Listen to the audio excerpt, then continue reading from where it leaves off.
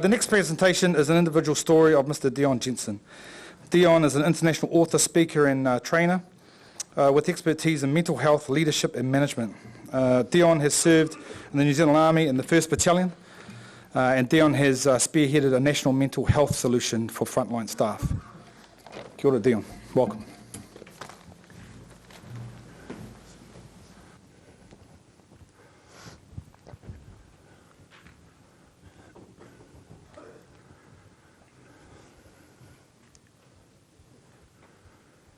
Tihei mauri ora.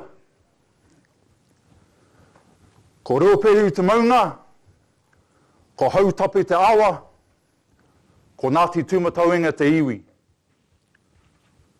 Ko tamawhai ngā Tiny Jensen toku papa. Ko Marilyn Ann Jensen toku mama. Ko Dion Jensen ahau. Nō reira, tēnā koutou, tēnā koutou, tēnā tātou katoa. Pura wanaka, kia ora ana, malo le lei, thalofa lava, ro'ongo o Dion. Good morning, brother. How must look at me, bro?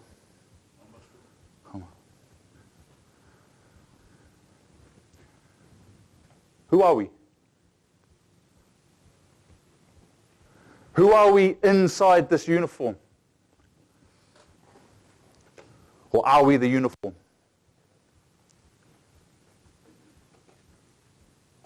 Because all of us wearing a uniform makes us uniform. But if we're all the same, we're all wearing the same uniform and we're all on the same team, where am I? Because there is no I in team. Regardless of what force we're from, what uniform we wear, we're all predicated upon one thing. Team before self. I is the enemy of team. Therefore, I become the enemy to team. Because I is selfish. Serving self is seen to be going against serving team. And we can already feel this. This guy is supposed to be from someone in uniform. He's got a suit jacket on, another snake oil salesman, selfish.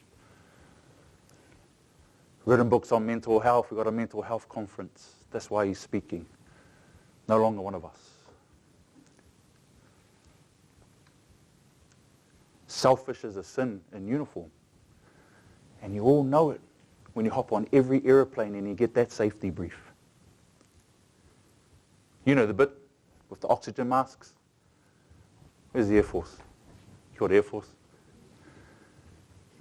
If we should lose cabin pressure and oxygen masks would fall from above, pull down sharply to start the flow of oxygen. Place the nose over your nose and mouth. Breathe normally. Use the straps to tighten. Yeah? Here's the bit. Make sure you put your own oxygen mask on before helping somebody else. And every time I hear that, something in me pushes back. Because in that moment, I'm not going to put it on myself. I'm going to put it on my mate, the person next to me. Because that's where I grew up, with those core values from Ngāti too. I was conceived in army barracks. I was born in an army prison in Changi, in Singapore. It's our Singapore Armed Forces. When Changi used to be a prison. Became a hospital. And with military efficiency, my mother, who was pregnant at the time, obviously, think you did, wasn't ready to give birth. But it was almost lunchtime in a military hospital. And they didn't want to be delivering babies over lunchtime. So what did they do? They induced my mum. So I came into this world not ready. I've always been the skinniest and the weakest. I've always been the runt of the litter. You know, the notes from battalion, I was a tall, skinny, pimple-faced dude that played basketball. As a soldier, G.I. Joe, average. Nothing special. But our process and our system links that in together as whānau, as family. That's the power of team. But where are we called upon to be these people? Those of us that wear uniforms, we are called to war, to battle, to conflict, to stand in the breach, to stand in harm's way. Our identity as warriors has the highest value in one place and one place only. In harm's way. So everyone has to feel value for what they do. And if your only value is to constantly be in conflict, in harm's way, in battle, always fighting, you're going to do that everywhere. So when I left the army and I joined the police force, it was a very, very simple transition. Not easy. Ease relates to effort. But it's very simple because I understood how to play a role. It was drummed into me to seek out, close with the enemy, to kill or to capture him, to seize and to hold ground, to repel attack by day or night, regardless of, was our role. Matched my identity at the time. So I went into the police force, they had a role to reduce the incidences and effects of crime through the detection and apprehension of offenders, maintaining law and order, and enhancing public safety. So that made sense to me. They had a role, left and right of arc, away we went. And I just combined them because I'm trained to win. So it was to seek out and close with the enemy, criminals, kill or to capture him. How can I kill people as a cop? Authorized, justified, or excused by law, and away it went. So I could combine them together. Transition is very simple. It's not easy, it's simple. One difference, one major difference between military and police. Police is fully self. Not team, self. Self-preservation. Duty of care is to yourself first. So imagine that conflict the first time there's a big gang fight. Everyone else is saying it's a bit dangerous to go in there. I'm already in there. That didn't scare me. I've seen Joe Taipari and Junior Griffith fighting in the baggies bar for years. Fighting left-handers is made easier because Joe Taipari always got someone off the left first. Because in our world, we use fear to gain control.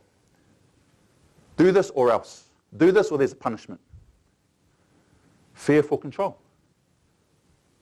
Criminals did the same. Fear for control. Fear has no power over us. It's a friend, it's a servant, and it's fuel. Give me more noise, give me more aggression. I love it. Feed me more so I can control it. Team versus self. And then we went to Iraq. There's all of that combined on speed. Just faster. A lot faster. Thank you to the American contingent. I've been shot at more by American troops than anyone else in my career.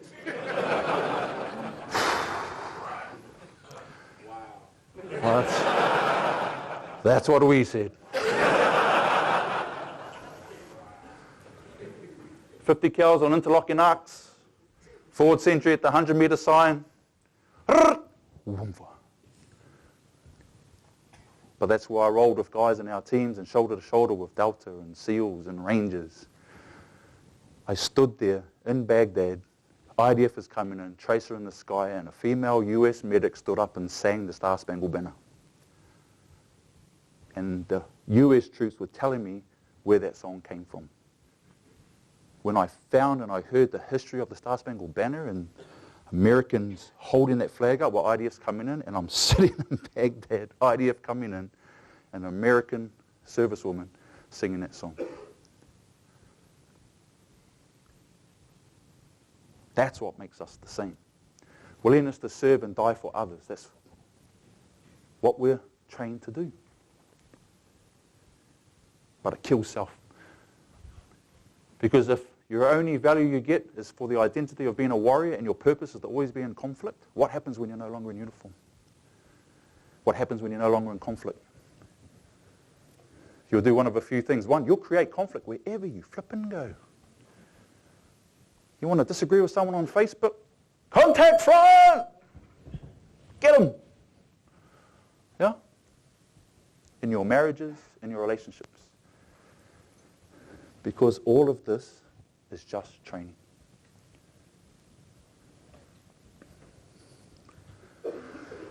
When I wrote the world's first good news book about PTSD, we launched it 3 years ago in the Beehive. Clinically endorsed. For any of you who've seen the presentation about the letter man in contact, everything that speaker said was 100% on point. 100% in the physical sense. I took the physical ROEs and IAs that we would do in a contact and I made them psychological. Because that's how we're acting. Your scout's always going to be looking for danger. Your gunner's always going to be looking to ready to defend yourself. And your medic's always going to be looking to patch you up. But no matter what happens, as soon as the section commander takes control, their conscious mind comes in, then we get order. But when you throw trauma into it, that conscious mind is gone, so they morph. And they give 100% of their power without your permission. So the secret to transition, and the secret that I use for this book, is interpretation. You just need to understand the other side's vocabulary, match that to something you understand, and interpret it is the first point. But talking about it's not going to do anything. You've got to train. I want everyone to do this exercise, and I'm going to put you all on the spot. You're all in uniform, you've all showed up, everyone's going to get tested. Just the Kiwis, all right? So guests, enjoy this. If anyone stuffs up, they're on camera. Every Kiwi soldier, I know we're not using styes at the moment, I want you to call out what the towed is for the load. So I'm going to give you a head start. Weapon in a safe direction. We won't give the definition of safe direction, although we know what it is, right? Finger outside the trigger guard. What's the towed for the load? What's the first thing you do? Can't hear you. Do you still do that clear, loud as an order and with pauses? Does anyone actually talk like they can flip and command anybody? Can we try that again? What's the first thing we touch? Oh, geez. How many people stayed up last night watching the cricket? All right. So we know that we always check that safety catch, but what happens if all of a sudden we try to stop our staff from touching that safety catch? What if our after-action report said that's causing hesitation in a contact because everyone's trying to touch that bloody safety catch? How long would it take to stop our people from doing that? A flipping long time, right? Because it's muscle memory. Train, train, train, train, train. So why are we expecting this to switch off? It's training. I got pulled over to the Australian Military College by the CEO there. The command team got the book because I saved one of his guys that the unit couldn't save, using this concept. US Marine Corps sent me the form to have that submitted to the US Marine Corps Commandant's reading list. I turned it down. It's got to start from the front. It'll come up. This is the most influential group. It'll get there. We start at the front, we build it back up. The guys at the top, they'll retire out by the time we get the momentum. I'm playing the long game. That's free. You can help yourself. So, I came up with this concept. It's called the VIP of mental health. Your value, your identity, and your purpose must balance. And for anyone who remembers the triangle threat matrix, that's what I based it upon. Capability, history, and intent, right? But I don't like talking about stuff. I don't like talking about concepts. Let's do the work. Let's do the training. Here you go. This is why we clash. So we've got a match between the VIP triangle of the soldier and the VIP triangle of war, because we're made to fit.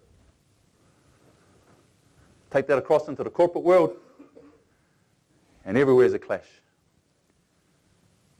So I just created a training program based on this book that teaches everyone to do what they need to do in their own language in a lesson plan format. And for the record, I did get permission not to start my speech with a safety brief, although I would have done that. You can't mark me down.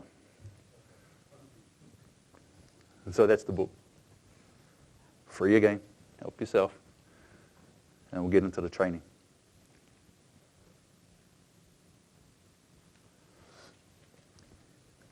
This is hard work. I've been doing this for 12 years. 12 years ago yesterday, 3 o'clock in the morning, I got a phone call that broke my heart. Broke it. Corporal Darryl dipped a theory, driven over a 500-pound culvert-placed IED, got jellyfish.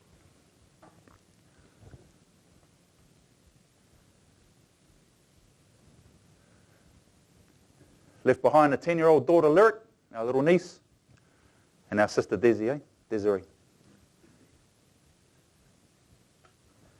Desiree would die a couple of years later. Lyric grows up without her parents. He's got us. So you can come up with all these concepts, you can design all these things, but if you haven't got the fuel in the tank, you haven't got the reason why you're doing this, and that reason is not pure, you won't last. How do I go from army brat to speaking on stages around the world? I made my brother 2 promises.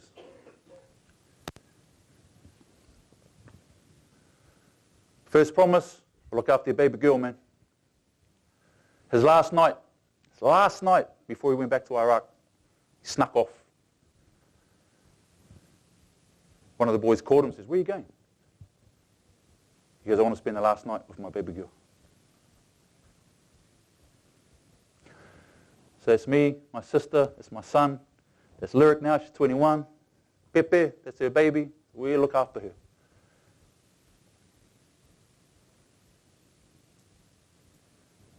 Ko Ngāti Tumataunga te iwi.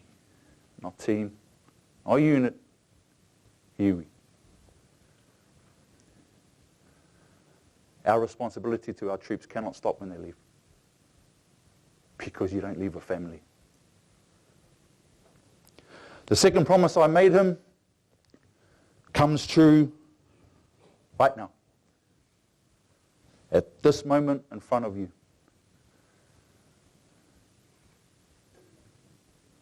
Last promise said, I'll look after the brothers. Whatever they're going through, I'll build something to make sure that they're going to be all right. That's done now.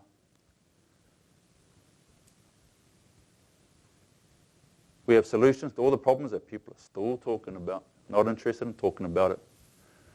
We've got the books, we've got the programs, we've got the events, we've got everything we need to fix all of these issues that everyone keeps flipping talking about.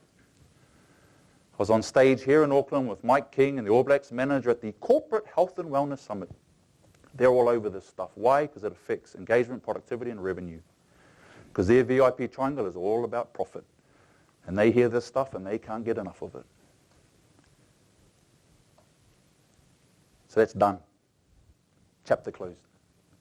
Available for anyone that wants it, and we're carrying on. Out there in the global marketplace, we feature in so many other civilian environments. Because who are you inside the uniform? I want to challenge you with something.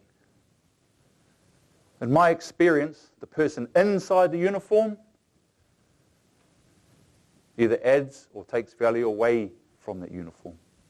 That uniform is a projector. It will project whoever's inside that uniform. You're in a command position and you're flipping hopeless, guess what's going to happen? If you're in a command position, you care about your men, you make good decisions, they're going to follow you. You are going to project and amplify who you are through that uniform. That's why we have to love the people inside the uniform. Make them feel valuable for their identity, who they are as people. There's 200 people here. Honest question, put your hand up if you've spoken to anyone in the AV team, if you've met Zane sitting down the back. If you've spoken to Corporal Ellett, if you met Gavin on the camera, how many people out of 200 even acknowledge these guys as people? Because they're not in uniform. Corporal it is, but he's doing his job. You've got to show value to the person. And if you can match the value and the identity and the purpose of the person to your unit and what you want to achieve in the mission, you cannot fail. Already willing to die for each other, I challenge you to live for each other. Live for each other. It's easy to die for each other. It's so easy that you'll get to a point in your life where you'll just want it to stop. I did. Tired, had enough. Wanted to go to sleep and not wake up. It's just tired. It's easy to die. Easiest thing to do. Hard to live. Live for your people. And live for the living. I miss my brother and sister. But they're dead. There are people we can still save. Let's focus on the living. So I'm off. Taken off. Partner with a New Zealand health initiative, separate from the government, separate from the health system, privately funded, free counselling for frontline staff. Because I know how to handshake all of these things together. Don't listen to me, I'm just an ex-soldier and ex-cop, right? So I've got a whole team now. And we're just going to carry on going up the front.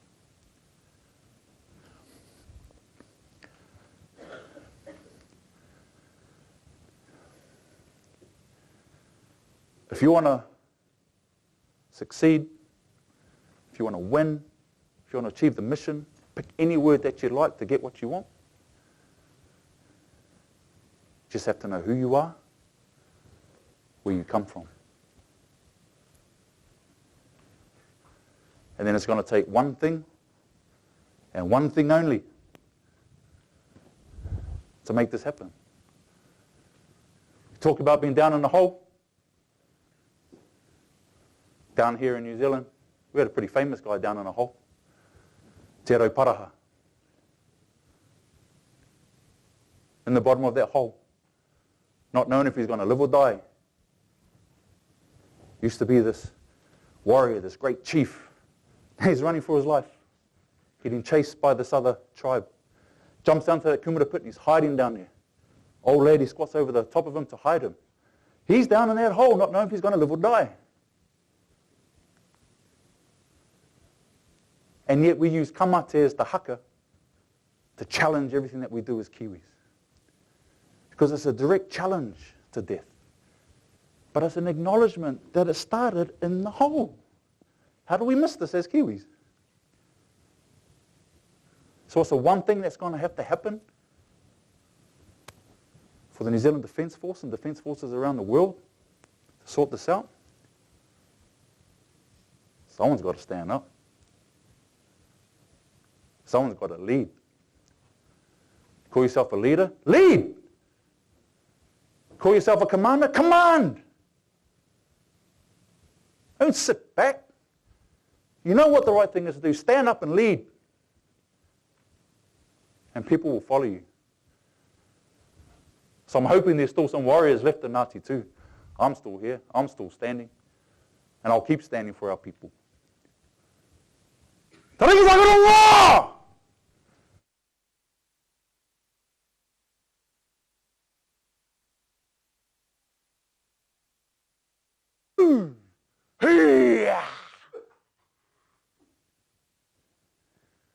Ringa pakia, wai takia, kino ne hoki.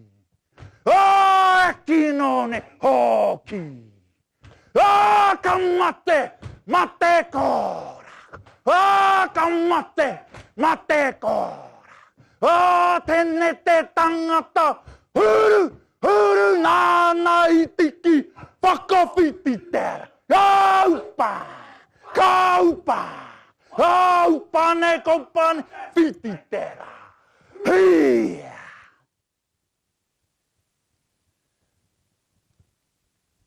One man stands up.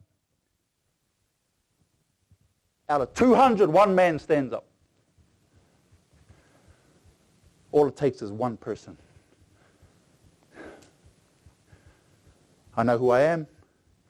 I know where I'm from. I honor the dead.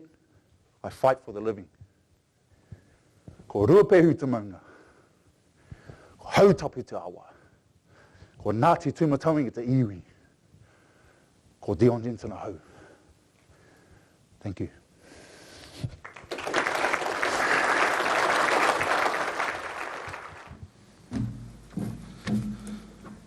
It was awesome, Dion.